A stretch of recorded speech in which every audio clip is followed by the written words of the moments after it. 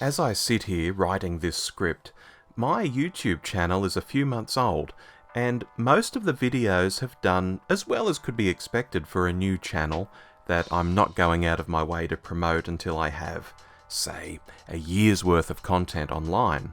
One video that has surprised me, however, is my take on Death on the Nile.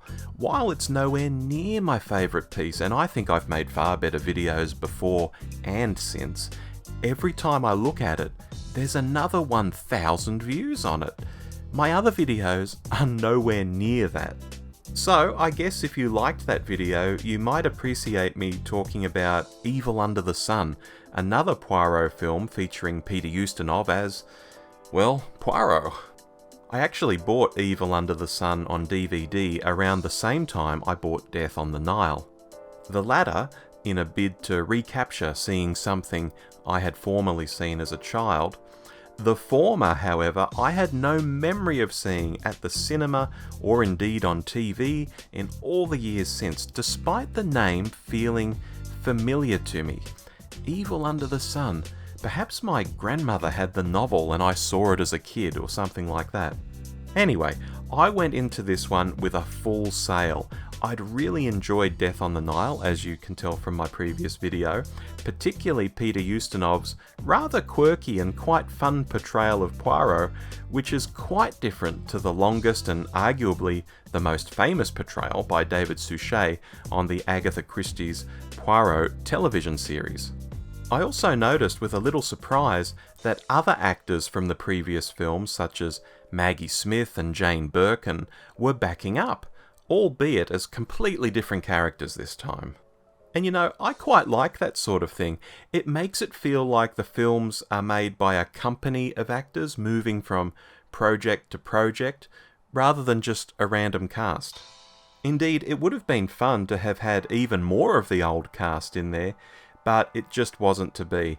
Instead, it's a slightly less star-studded ensemble, but still features the likes of Diana Rigg and Roddy McDowall, and Nicholas Clay, who might not come immediately to mind, but many will know if I happen to mention that he was Lancelot in Excalibur. Good stuff. At first, I felt a bit at sea with Evil Under the Sun, and not just because of its glamorous Adriatic location. Basically, the film introduces us to a bunch of rich people who mostly seem to be theatre and film types, and they're all basically frenemies. They're all pretty unlikable, if the truth be told, and for a while I couldn't really sort out who was who or who might be the one that I could root for in the script.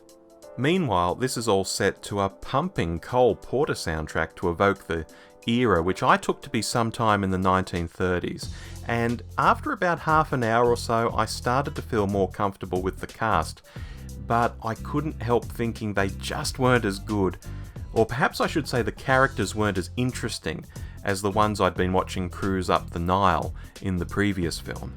Now, the audience seems to agree with this and really didn't show up for this film, unlike the previous two Poirot films featuring Ustinov. You see, on a modest budget of just $10 million, the film only returned $6.1 million. It flopped basically, to the extent that the next three outings for Ustinov as Poirot, which were 13 at Dinner, Murder in 3 Acts, and Dead Man's Folly, were all made for TV. Ouch! Happily, there is, however, another feature film, Appointment with Death, from 1988, which marks Ustinov's final portrayal of Hercule Poirot. So, all told, there's 4 feature films and 3 TV movies out there to watch if you do enjoy his portrayal.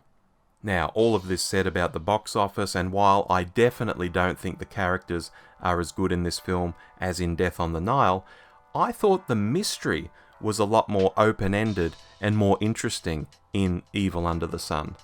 Here, we aren't confined to a paddle steamer with a wider space for characters to be running around, not to mention Agatha Christie giving all of them some pretty solid alibis, even one character who, at first, doesn't think he has an alibi. There's some really clever stuff going on here.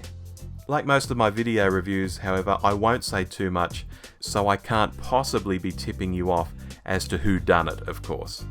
I'll simply reiterate that I think this has an interesting murder case at hand, and one that made me really intrigued as to both who and how the murder went down.